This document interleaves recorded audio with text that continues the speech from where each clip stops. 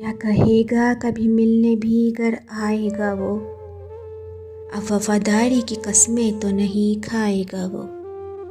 हम समझते थे कि हम उसको भुला सकते हैं, वो समझता था हमें भूल नहीं पाएगा वो।